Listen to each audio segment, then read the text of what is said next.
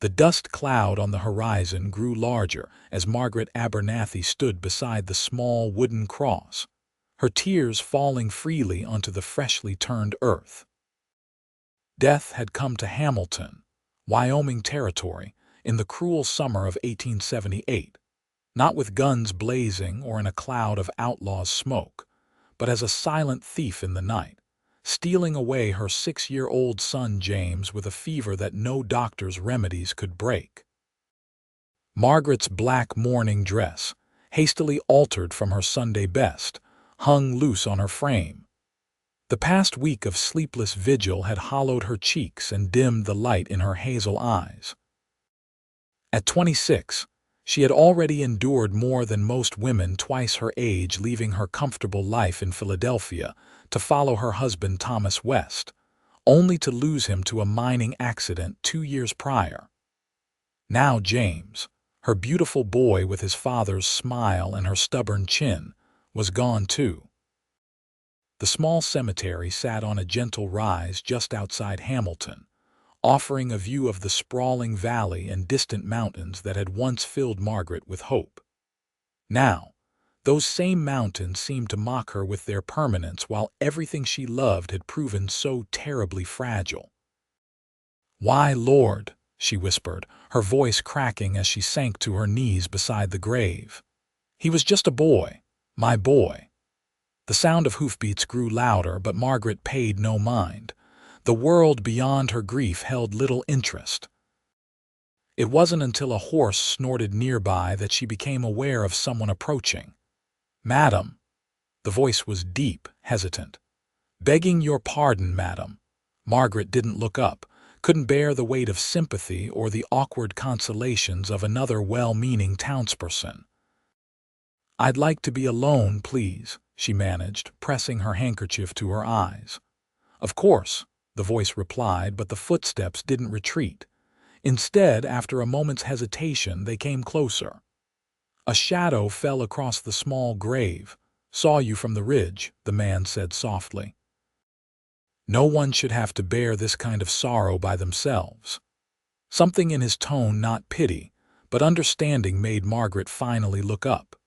The sun was behind him, casting his face in shadow, but she could make out broad shoulders under a dusty denim coat, a worn cowboy hat pulled low. "I'm Wade Jackson," he said, removing his hat to reveal sun-weathered features and eyes the color of a summer storm. "I'm sorry about your child, madam." Margaret stared at him, this stranger who had stopped because he'd seen a woman crying alone. He wasn't from Hamilton. She knew most everyone in the small town. His clothes spoke of long days on the trail, and the lines around his eyes told of a man who'd seen his share of hardship. "Margaret Abernathy," she replied automatically, the social graces her mother had instilled in her taking over when all other thoughts failed. "My son James, he was 6. Wade nodded, his eyes moving to the small cross where Margaret had carefully carved James's name and the dates that spanned too short a life.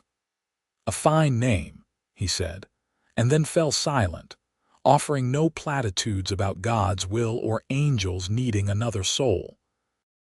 He simply stood there, hat in hand, sharing the moment of grief. When Margaret's tears came again, overwhelming her, Wade Jackson didn't try to stop them or comfort her with empty words. He knelt down beside her in the dirt, his weathered hat held against his chest, and said words that would forever change the course of her life. "You'll never kneel alone again, Mrs. Abernathy, not if I can help it."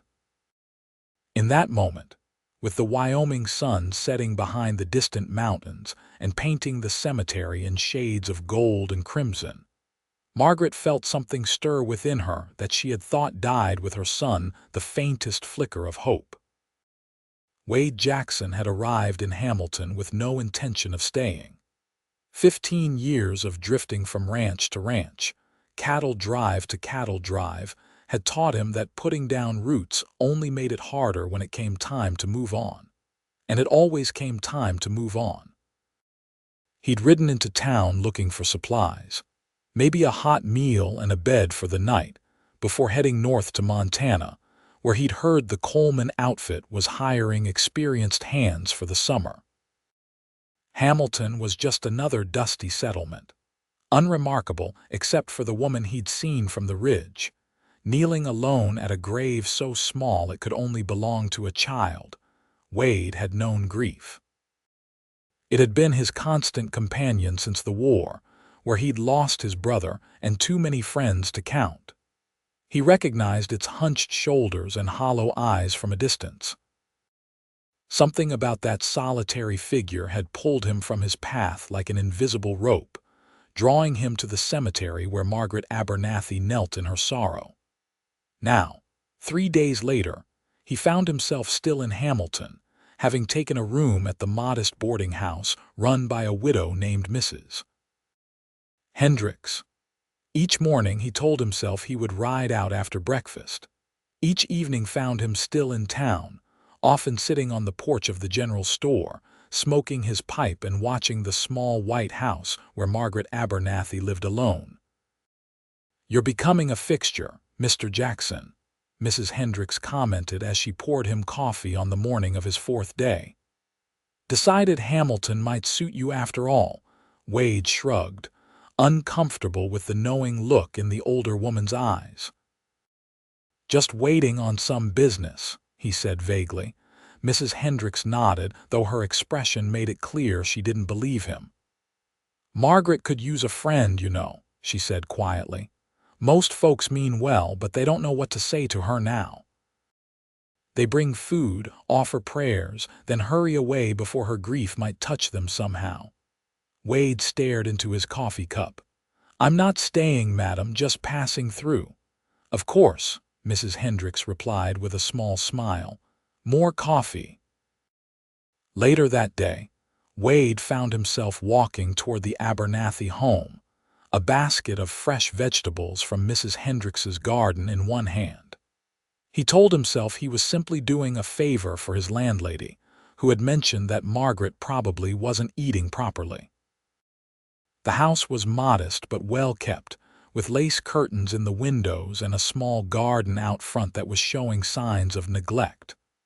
Wade hesitated at the gate, suddenly aware of how forward his visit might seem. He was a stranger, after all. A drifter with calloused hands and little to offer beyond his labor. Before he could reconsider, the front door opened, and Margaret stepped onto the porch. She wore the same black dress, but her hair was neatly pinned back today, revealing a face that, despite its pallor and evident grief, possessed a quiet beauty. "Mr. Jackson," she said, surprise evident in her voice. "I didn't expect. Mrs. Hendricks sent these over," Wade said quickly, holding up the basket. "Said they might spoil if someone didn't eat them soon." Margaret looked at the basket, then back at Wade. "That was kind of her," she said softly. "And of you to bring them." Wade nodded, suddenly at a loss for words. In the silence that followed, a breeze stirred the leaves of the cottonwood tree in her yard, and somewhere in the distance, a dog barked. "Would you like to come in?" Margaret asked finally, the invitation seeming to surprise her as much as it did him. "I was just making tea." Wade hesitated. "I don't want to intrude, madam." "You're not," she said, and something in her eyes, a weariness with solitude, perhaps made him nod and follow her inside. The interior of the Abernathy home was modest but comfortable, with simple furniture and a few touches that spoke of Eastern refinement, a delicate china teacup on the mantel, a small painting of the Philadelphia harbor, books on shelves that many frontier homes lacked. But there were also signs of the life that had ended too soon. A small pair of boots by the door, a wooden toy horse on a side table, a child's drawing pinned to the wall. Wade sat awkwardly at the kitchen table while Margaret prepared the tea, watching as she moved with the careful precision of someone forcing herself through familiar motions. When she placed a steaming cup before him, he thanked her but didn't immediately drink. "I keep expecting to hear him," Margaret said suddenly, her back to Wade as she stood at the stove. His footsteps on the porch, his voice calling for me. She turned, a sad smile touching her lips. Silly, isn't it? How the mind plays such tricks. Not silly, Wade replied quietly. After my brother died at Shiloh, I'd find myself turning to tell him something, forgetting for just a moment that he wasn't there anymore. Margaret's eyes met his. Does it ever stop? That forgetting and remembering. Wade considered lying, offering some comfort, but something in her direct gaze demanded honesty. No, he said, but it changes, becomes less like a knife and more like an old wound that aches when the weather turns. Margaret nodded, accepting this truth with the quiet dignity that had struck Wade from their first meeting. Thank you for not saying he's in a better place, she said. The best place for him was here with me. Yes, madam, Wade agreed. I expect it was. They sat in silence then, sipping tea that neither really wanted, finding an unexpected comfort in the presence of someone who didn't demand forced cheerfulness or quick recovery. When Wade finally rose to leave, Margaret walked him to the door. "Will you be staying in Hamilton long, Mr. Jackson?" she asked. Wade hesitated. The honest answer was no, he had already delayed his journey north longer than made sense. But looking at Margaret Abernathy with her brave face and wounded eyes, he found himself saying, "I might. There seems to be work to be had around here." "Yes," Margaret said, "I suppose there is." She hesitated, then added, "If you're still here on Sunday, the church has a dinner after services. Everyone brings something to share." Wade, who hadn't darkened a church door since before the war, found himself nodding. "I'll keep that in mind, Mrs. Abernathy." "Margaret," she corrected him gently, "if you're to be a neighbor, even temporarily, you might as well use my name." "Margaret," Wade repeated, tipping his hat. "And I'm Wade, madam, just Wade." As he walked back toward the boarding house, Wade told himself that this changes nothing. He would still leave Hamilton soon. The woman's grief was her own to bear, not his responsibility. He had his own ghosts to outrun, his own solitary path to follow. But that night, as he lay in the narrow bed at Mrs. Hendricks's boarding house, Wade found himself thinking not of Montana and new horizons, but of hazel eyes tinged with sorrow, and the quiet strength of a woman who continued to put one foot in front of the other, despite a broken heart. The week passed slowly for Margaret. Each morning brought the cruel moment of waking, that brief instant before remembrance crashed down upon her. Each night brought the empty silence of a house once filled with a child's laughter and imagination.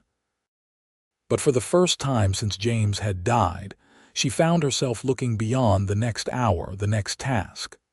On Friday, she washed and ironed her black dress for Sunday services. On Saturday, she baked bread not just for herself, but enough to share at the church dinner. Small steps, tiny rebellions against the grief that wanted to swallow her whole, and through it all, there was Wade Jackson. He'd made himself useful around Hamilton, repairing Mrs. Hendricks's sagging porch, helping the blacksmith with some heavy work, even spending a day at the school building new benches for the children. Margaret would see him in town, tipping his hat to her, sometimes stopping for a brief conversation. Once, he brought her a book he'd borrowed from the Dr. Poetry by Tennyson that seemed oddly incongruous with his rough exterior. "Never had much schooling," he admitted when he delivered it, "but I like the sound of the words, even when I don't catch all their meaning." On Sunday morning, Margaret stood before the small mirror in her bedroom, pinning her hair in the simple style she'd adopted since coming west. The woman who looked back at her was a stranger, sometimes so different from the optimistic young bride who had left Philadelphia 6 years ago, ready for adventure with Thomas. "One day at a time," she told her reflection. echoing the words her mother had spoken after father died. Just one day at a time. The church bell was already ringing as she walked down Hamilton's Main Street. Several people nodded to her, their eyes still holding that mixture of pity and awkwardness that Margaret had come to expect. She nodded back, clutching her basket of bread, reminding herself that they meant well. The service itself was a blur. Margaret sat in her usual pew, third from the front, now conspicuously empty where once Thomas had sat on one side of her, James on the other. Pastor Miller's sermon was on perseverance through trials, and though Margaret knew it was meant to comfort, the words washed over her without penetrating. It wasn't until the congregation moved outside for the dinner that Margaret realized she was looking for Wade. The realization startled her. When had she begun to anticipate seeing this man she barely knew? "Margaret, dear, come sit with us," called Mrs. Thompson, the baker's wife, from a table where several women were already seated. Margaret moved toward them, pasting on a polite smile when a voice behind her said, "Mrs. Abernathy." She turned to find Wade standing there, looking uncomfortable in clean denims and a pressed shirt, his usually wild hair slicked back with water. He held his hat in his hands, turning it nervously. "Mr. Jackson," she replied, surprised by the warmth in her voice. "You came." "Said I might," he answered with a small shrug. "Though I'm feeling a bit out of place, truth be told." Margaret glanced at Mrs. Thompson's table, where the women were watching with undisguised curiosity, then back at Wade. "Would you like to sit together?" she asked, surprising herself with the boldness of the invitation. Relief washed over Wade's features. "Yes, madam, I'd be honored." They found a spot under a large oak tree, spreading a blanket that Mrs. Hendricks had pressed upon Wade for the occasion. As they ate, the initial awkwardness between them gradually faded. Wade told stories of his travels, the vast open ranges of Texas, the rugged beauty of Colorado, the bustling streets of St. Louis. Margaret found herself laughing at his description of a cattle drive gone wrong, where the entire herd had scattered after being spooked by a single jackrabbit. "First time I've heard you laugh," Wade said, his gray eyes studying her face. "It's a nice sound." Margaret looked away, suddenly self-conscious. "I haven't had much cause for laughter lately." "No," Wade agreed quietly. "I expect not." A silence fell between them, but it wasn't uncomfortable. In the background, children played tag around the churchyard, their shrieks of laughter occasionally piercing the adult conversations. Margaret watched them, her heart aching with a familiar pain, but also something else, a recognition that life continued, that joy still existed in the world even if it currently felt beyond her reach. "Tell me about James," Wade said suddenly. Margaret turned to him, startled. Most people avoided mentioning her son's name as if speaking it might shatter her completely. "What would you like to know?" she asked cautiously. "Anything," Wade replied. "Whatever you'd like to remember today." Margaret hesitated, then found herself speaking. "He loved stories. Every night, he'd beg for just one more, even when his eyes were already closing. And he collected things, interesting rocks, feathers, once even a snake's skin that nearly frightened me to death." A smile touched her lips at the memory. "He wanted to be a sheriff when he grew up, or possibly a pirate." He hadn't quite decided. Wade listened, really listened, as Margaret spoke of her son. He asked questions that showed he was genuinely interested, not just being polite. And when her voice finally faltered, he simply nodded and said, "He sounds like a fine boy." "You were blessed to have him, however briefly." "Yes," Margaret whispered, tears threatening. "I was." Wade reached out then, his sun-weathered hand covering hers for just a moment. "And he was blessed to have you for a mother, Margaret." The touch was brief, proper enough that even the watchful eyes of Hamilton's matrons couldn't find fault, but it sent a warmth through Margaret that she hadn't expected. When Wade pulled his hand away, she found herself missing the contact. As the afternoon progressed, others joined their blanket Mrs. Hendricks, the young school teacher Miss Porter, the blacksmith and his wife. Margaret found herself drawn into conversations about town matters, the coming harvest, plans for expanding the school. Small, everyday concerns that had seemed irrelevant in her grief now pulled her gently back toward the land of the living. When the gathering finally broke up as the sun began to lower in the sky, Wade walked Margaret home, carrying her now empty basket. "Thank you," she said as they reached her gate, "for asking about James, for listening." Wade nodded, his expression serious. "Remembering is important. It's when we try to forget that the ghosts grow restless." Margaret studied him, wondering about the ghosts that haunted this quiet, thoughtful man who presented such a rough exterior to the world. "Will you be leaving Hamilton soon?" she asked, the question that had been on her mind all day. Wade looked down the street toward the center of town, then back at Margaret. "Not just yet," he said.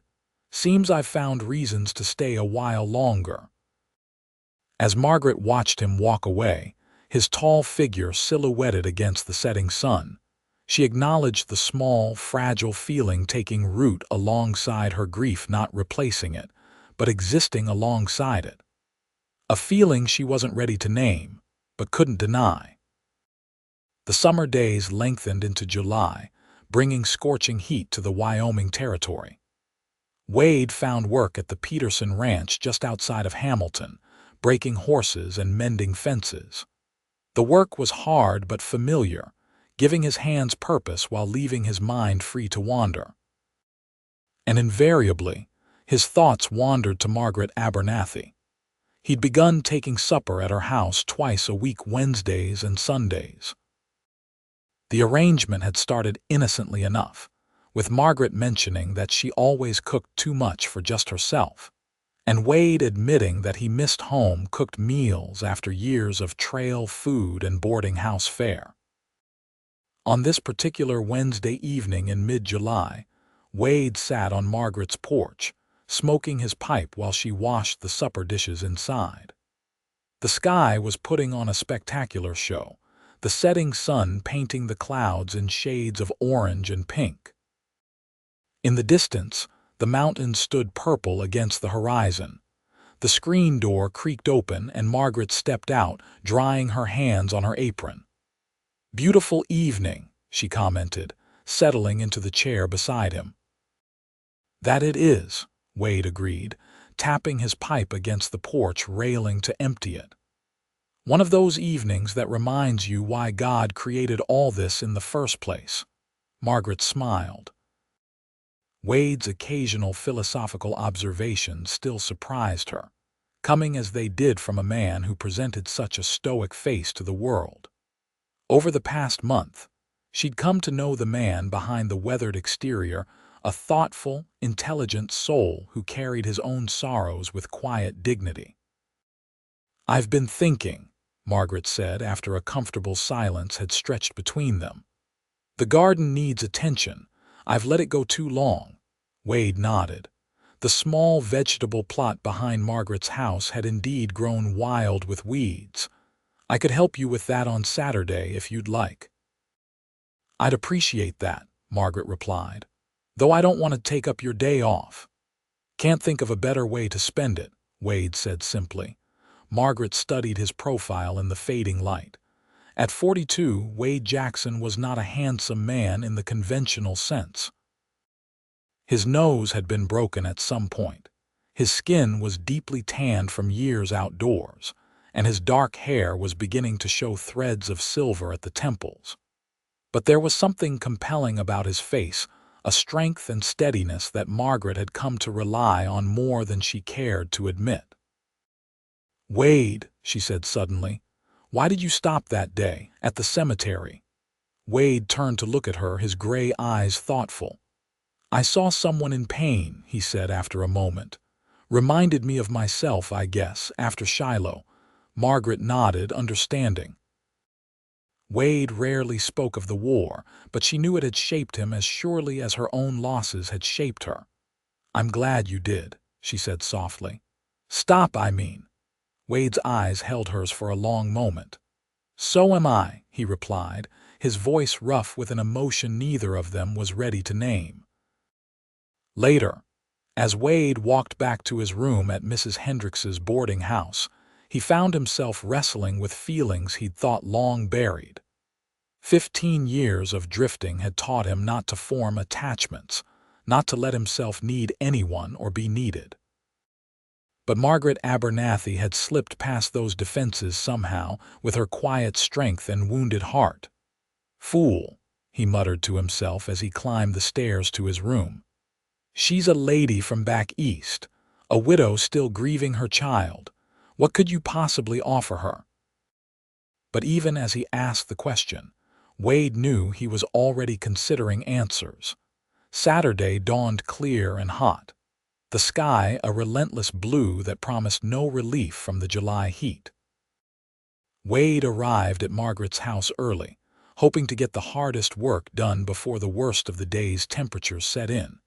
He found her already in the garden, wearing a simple cotton dress and a wide-brimmed hat, pulling weeds with determined focus.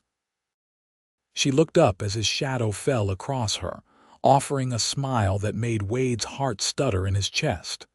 "Good morning," she said, pushing a loose strand of hair from her face. "I thought I'd make a start." "Morning," Wade replied, setting down the tools he'd brought from the ranch. "Looks like you've been busy already." They worked side by side through the morning, pulling weeds, turning soil, replanting rows that had been neglected. Despite the heat, there was a companionable ease between them, their conversation flowing naturally from topic to topic, or lapsing into comfortable silences. By midday, the garden was transformed, neat rows of vegetables replacing the chaotic tangle of weeds, a new trellis constructed for the climbing beans, seeds planted for a fall harvest of turnips and cabbage.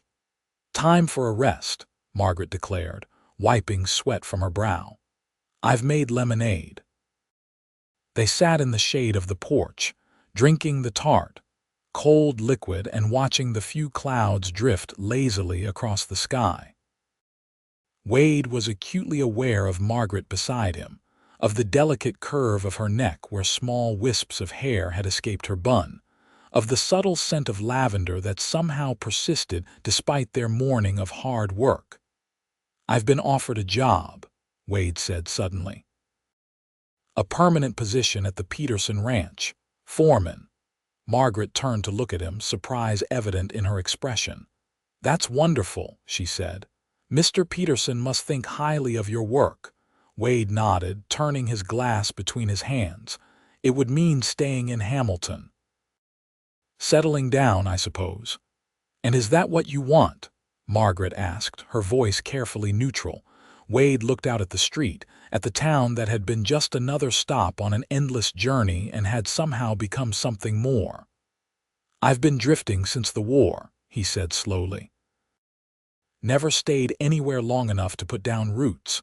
Always thought that was safer somehow." "Safer than what?" "Than caring about people, places." Wade met her eyes then. "Than having something to lose."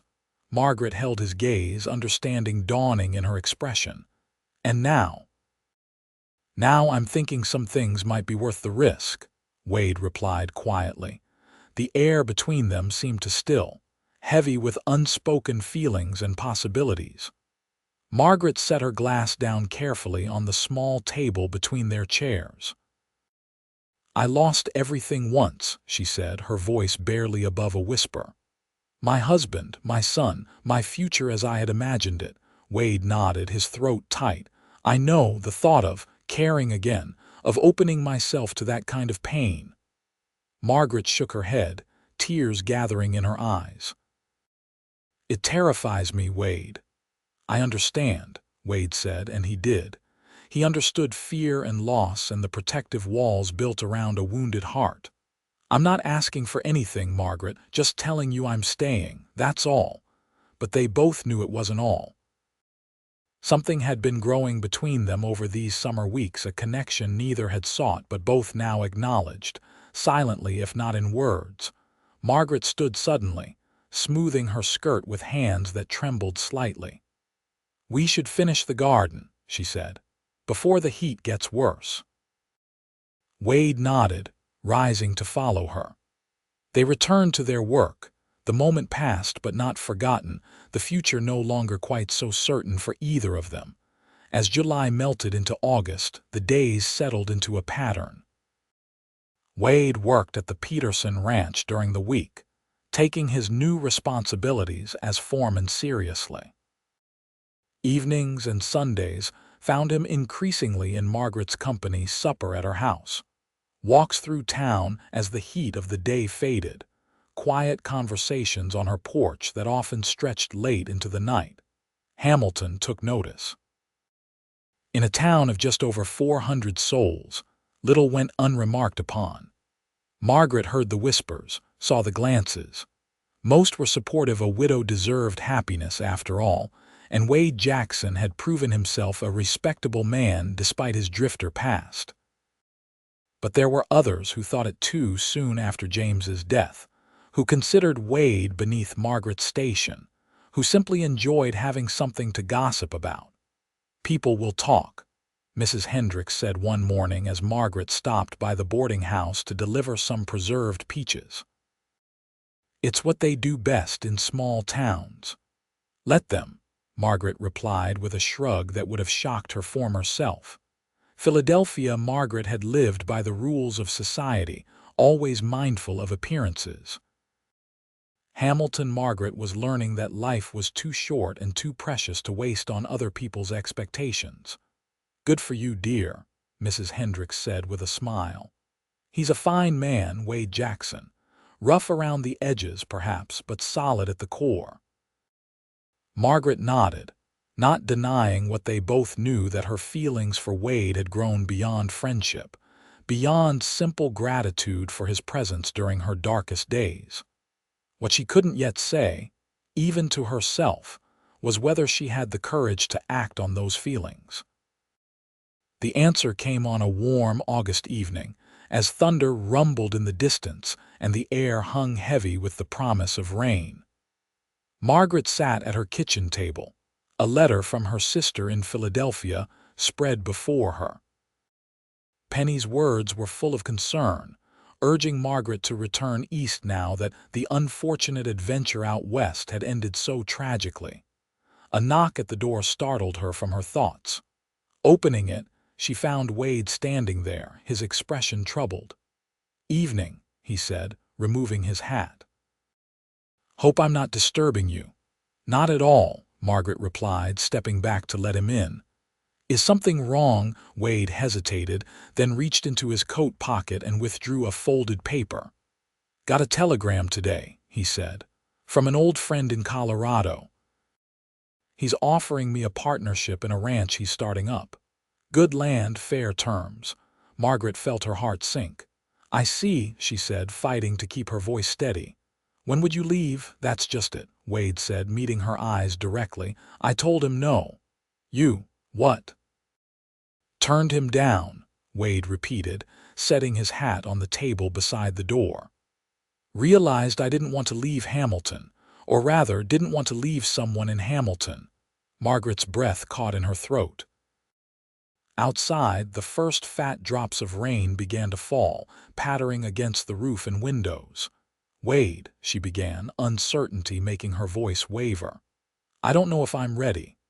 "I'm not asking for anything you're not ready to give," Wade interrupted gently. "Just wanted you to know where I stand." "I care for you, Margaret, more than I thought possible after so many years of caring for nothing much at all." The rain was falling steadily now, drumming against the tin roof.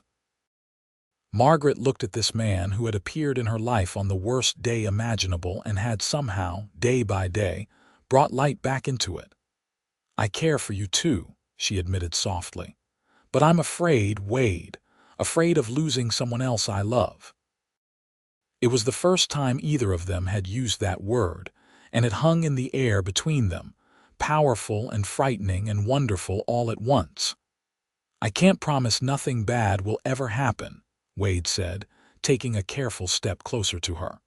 "Life doesn't work that way, as we both know too well. But I can promise that whatever comes, you won't face it alone. Not ever again." The words echoed those he had spoken that first day in the cemetery, and Margaret felt tears spring to her eyes at the memory.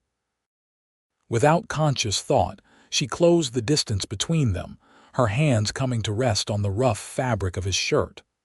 "I'm tired of being afraid," she whispered. "Tired of letting grief define my days." Wade's arms encircled her then, hesitant at first, then more securely as she leaned into him. "Margaret," he said, his voice rough with emotion. "My brave Margaret."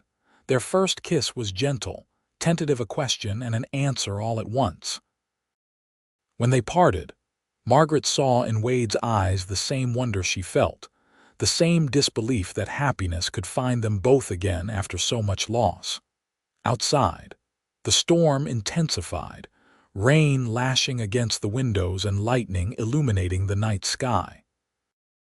But inside Margaret's small house, a different kind of storm was breaking, one that washed away the last barriers between two wounded hearts and laid the foundation for a future neither had dared to imagine. The entire town of Hamilton turned out for the wedding, held on a crisp October day when the cottonwoods along the creek blazed golden in the autumn light. The ceremony was simple, performed by Pastor Miller in the white clapboard church, where Margaret had once sat alone in her grief. She wore a dress of deep blue silk, ordered from Denver at Mrs. Hendricks's insistence. "Black is for mourning," the older woman had declared. "Blue is for new beginnings." Wade, standing tall beside the altar in a new suit that still couldn't quite disguise the cowboy within, watched with disbelieving joy as Margaret walked toward him on the arm of Mr. Peterson, who had happily agreed to give the bride away. Their vows were traditional, but spoken with a depth of feeling that moved even the most stoic of Hamilton's residents. When Wade slipped the simple gold band onto Margaret's finger, his mother's ring, carried in his pocket through 15 years of wandering, his hands trembled slightly, a vulnerability few had ever seen in the usually composed foreman. "I now pronounce you man and wife," Pastor Miller declared, beaming at the couple before him. "What God has joined together, let no man put asunder." The celebration afterwards spilled from the church lawn to the street, with tables of food contributed by every household in Hamilton. Children played tag between the adults, dogs sniffed hopefully for dropped morsels, and the town's small band played tunes that set feet tapping and couples dancing. As the afternoon waned into evening, Wade found Margaret standing slightly apart from the festivities, looking toward the cemetery on the hill where James lay.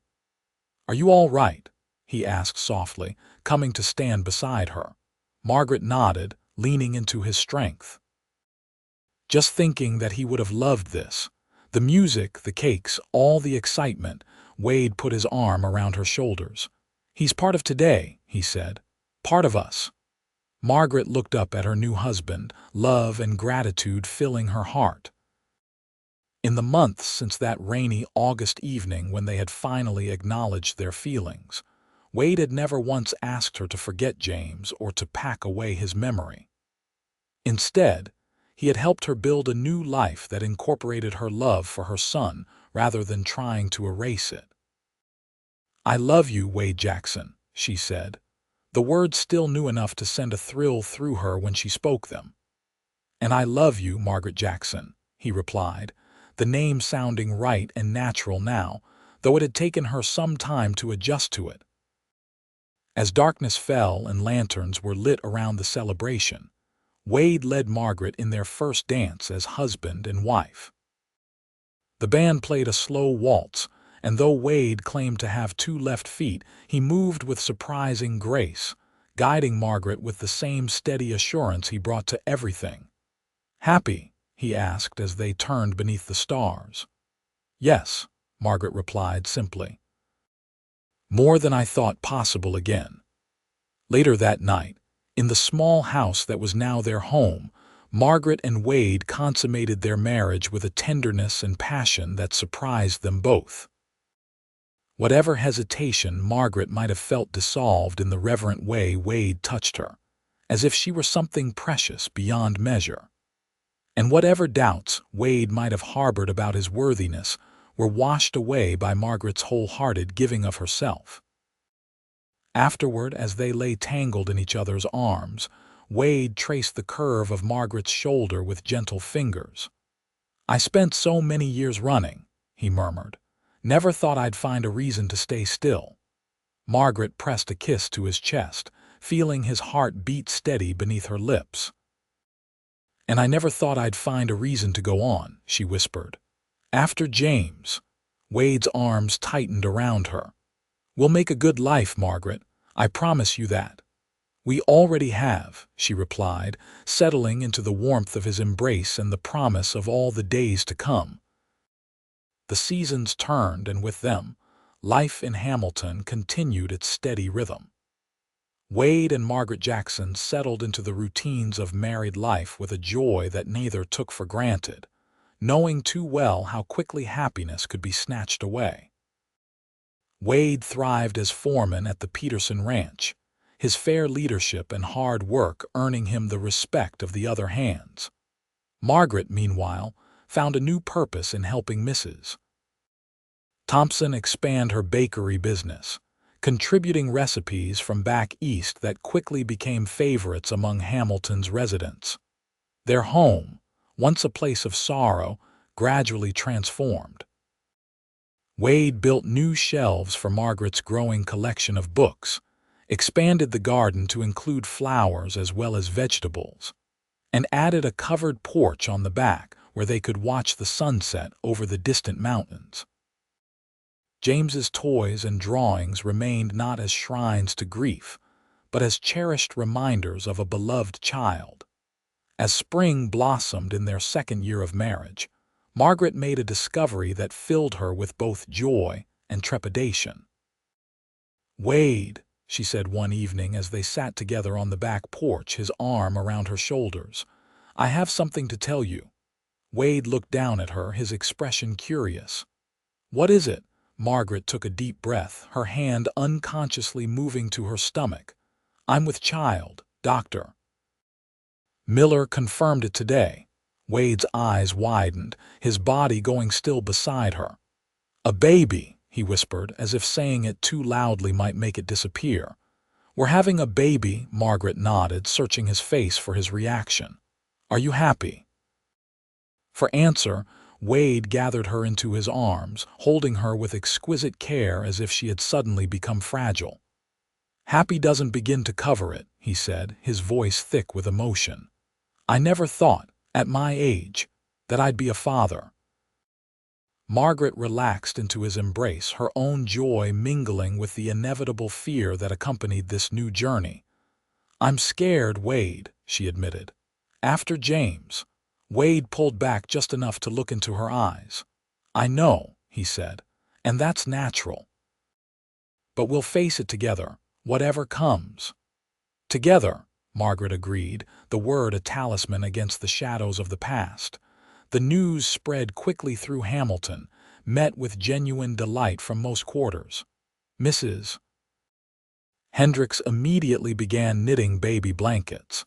Mr. Peterson promised Wade extra time off when the child arrived, and even the most reserved of the town matrons softened toward Margaret, pregnancy being a state that transcended social differences. As summer arrived and Margaret's condition became more visible, she found herself making regular visits to the cemetery on the hill. Sometimes Wade accompanied her, sometimes she went alone, but always she talked to James as she tended the flowers she'd planted around his grave.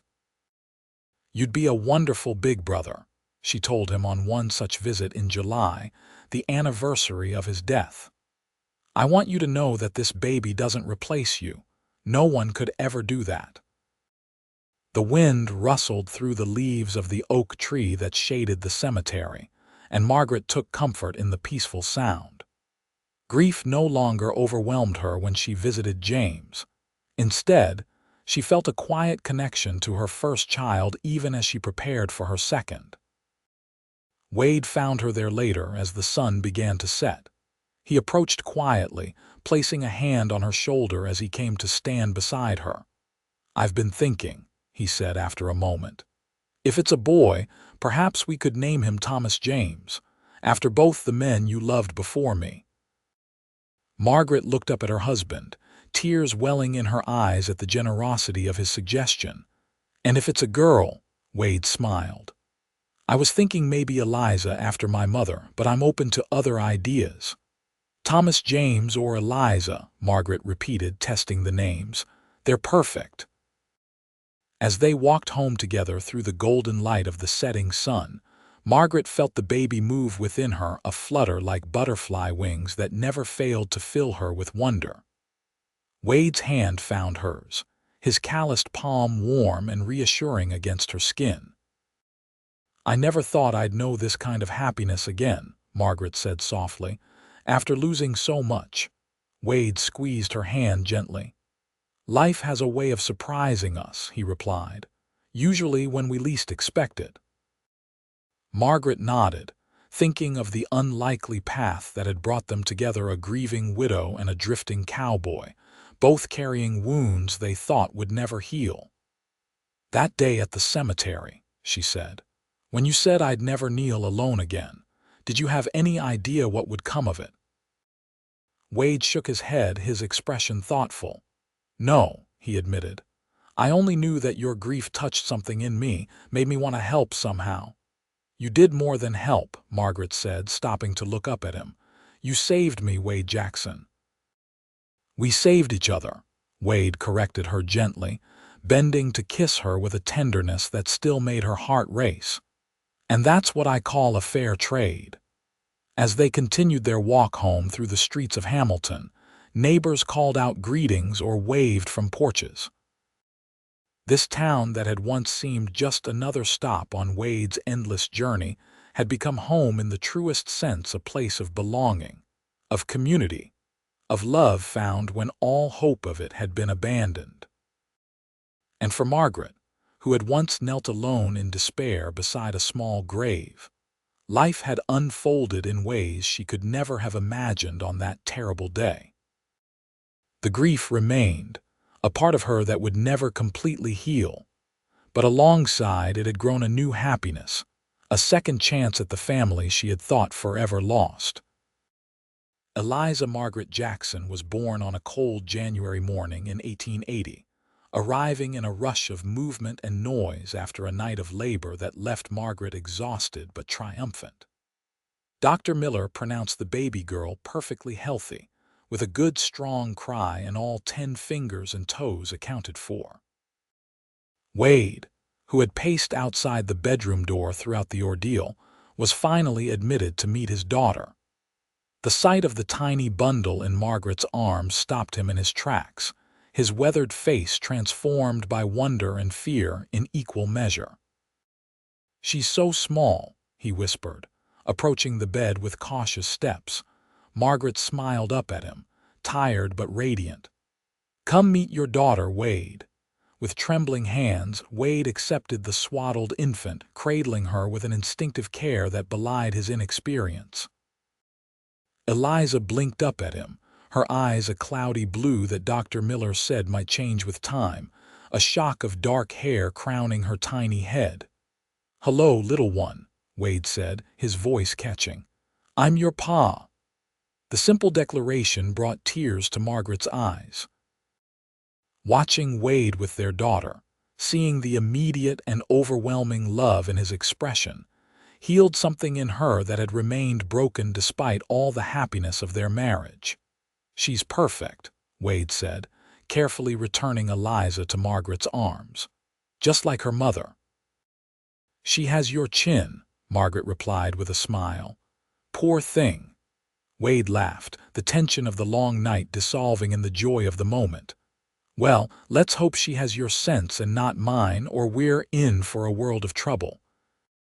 The first weeks of Eliza's life passed in a blur of sleepless nights, countless diaper changes, and moments of such profound love that Margaret sometimes found it difficult to breathe.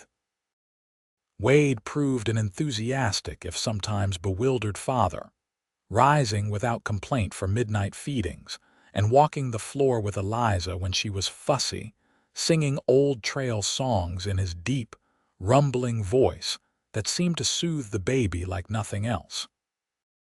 The entire town of Hamilton embraced the newest Jackson. Visitors arrived daily with gifts, advice, and offers of help. Mrs. Hendricks appointed herself unofficial grandmother, giving Wade and Margaret occasional evenings to themselves. Mr. Peterson reduced Wade's hours temporarily, ensuring he could be home more during those precious early months. As winter gave way to spring, and Eliza grew from a newborn to an alert, smiling infant, Margaret found herself thinking often of James. Not with the sharp pain of fresh grief, but with a wistful wonderment at what he would have thought of his little sister. One warm day in May, when Eliza was 4 months old, Margaret wrapped her daughter in a soft blanket and walked to the cemetery on the hill. Wade was at the ranch, and the house had felt suddenly too quiet, too confining for the emotions welling within her. The cemetery was peaceful in the spring sunshine, wildflowers nodding in the gentle breeze. Margaret made her way to James's grave, now marked with a proper headstone that she and Wade had commissioned from Denver. "Hello, my darling," she said softly, settling on the grass beside the grave with Eliza in her arms. "I've brought someone to meet you." Eliza gurgled and waved her small fists, her dark eyes, which had indeed changed from their newborn blue, taking in the dappled sunlight filtering through the leaves above. "This is your sister, Eliza," Margaret continued, her voice steady despite the emotions churning within her. "She would have adored you, James, and you would have been the best big brother a girl could ask for." For a long while, Margaret sat beside the grave, telling James about his sister's first months, her first smile, the way she loved to be carried facing outward to see the world, how her father melted at the slightest coup. It wasn't the first time Margaret had spoken to James since his death, but it was the first time she had brought Eliza, and the moment felt significant, a joining of her past and present in a way that acknowledged both. "I want you to know," Margaret said finally, "that loving her doesn't mean I love you any less. There's room in my heart for both of you always." The breeze stirred the grass and flowers, and somewhere nearby a meadowlark trilled its distinctive song. Margaret closed her eyes, feeling the warmth of the sun on her face and the solid weight of her daughter in her arms. The grief was there, as it always would be, but it no longer threatened to drown her. Instead, it had become a part of the tapestry of her life, threads of sorrow woven alongside those of joy and love and hope. "Margaret," she opened her eyes to find Wade standing a few feet away, his expression gentle with understanding. He must have returned from the ranch earlier than expected and guessed where she had gone. "I thought you might be here," he said, moving to sit beside her on the grass. "Everything all right?" Margaret nodded, leaning against his shoulder as he put his arm around her. "I wanted James to meet his sister," she explained simply. Wade pressed a kiss to her hair, his free hand coming to rest lightly on Eliza's blanket-wrapped form. "That seems right," he said. They sat together in the peaceful cemetery, a family both present and absent, connected by bonds of love that transcended even death. After a while, Eliza began to fuss, hungry and ready for her next meal. "We should head back," Margaret said, letting Wade help her to her feet. "Someone's getting impatient." As they walked down the hill toward Hamilton, the town spread out before them in the late afternoon light. Wade asked, "Do you ever regret it, staying here after everything?" Margaret considered the question seriously, knowing what Wade was really asking if she regretted the path that had led her through such profound loss to their present happiness. "No," she said finally, with a certainty that surprised even her. "This is where James is, where I found you, where Eliza was born. How could I regret the place that holds everything I've ever truly loved?" Wade's arm tightened around her, and they continued their walk in a silence that needed no words to fill it. The years passed, as they always do, with their mixture of ordinary days and moments of extraordinary significance. Eliza grew from a baby to a toddler to a little girl with Margaret's hazel eyes and Wade's determined chin, just as they had predicted. She had her father's love of the outdoors and her mother's quick mind, a combination that kept them both on their toes. When Eliza was 3, Margaret gave birth to a son, Thomas James, as they had planned, though he quickly became TJ to distinguish him from the father he would never meet. He was a sturdy boy with a sunny disposition, his arrival completing their family in a way that felt both surprising and inevitable. Hamilton grew too, the railroad finally reaching the town in 1882 and bringing with it new opportunities and challenges. Wade left his position at the Peterson Ranch to start his own smaller operation, focusing on breeding quality horses rather than cattle. The venture prospered, allowing them to build a new, larger home on the outskirts of town, though Margaret insisted they keep the old house as well, unable to part with the place that held so many memories. Life was not without its difficulties. The harsh winter of '84 nearly ruined Wade's fledgling business, requiring them to start almost from scratch. Margaret suffered a miscarriage after TJ, a loss that reopened old wounds even as they supported each other through the grief. And as the children grew, there were the inevitable illnesses, accidents, and childhood crises that tested their patience and resolve. But through it all, Wade and Margaret remained steady in their love for each other and their family. Each challenge faced together only strengthened the bond between them, a partnership founded in mutual respect and deepened by shared joys and sorrows. On a golden afternoon in the autumn of 1888, 10 years after they first met, Wade and Margaret stood once more in the cemetery on the hill. Eliza, now 8 and TJ 5, played nearby among the headstones, their laughter a counterpoint to the solemn purpose of their visit. "It's hard to believe it's been 10 years, Margaret said softly, placing fresh flowers on James's grave. The headstone, though weathered now, remained a solid presence, the dates carved into it a permanent reminder of a life too briefly lived. "Sometimes it feels like yesterday," Wade replied, his hair now more silver than brown, lines of experience etched more deeply around his eyes. "Other times, it feels like another lifetime altogether." Margaret nodded, understanding exactly what he meant. The young widow who had knelt alone at this grave a decade ago seemed both intimately familiar and utterly foreign to the woman she had become: wife, mother, respected member of the community, no longer defined solely by her losses. "You remember what you said to me that day?" Margaret asked, looking up at her husband. "The first time we met," Wade smiled, the memory clear despite the passing years. "You'll never kneel alone again," he quoted. "Pretty bold promise from a stranger. But you kept it," Margaret said, reaching for his hand. "Every day since." Wade squeezed her fingers, his expression softening as he gazed at her face still beautiful to him, perhaps more so for the lines that told of smiles and tears shared over their years together. "Best decision I ever made," he said, "stopping that day, coming back to you after."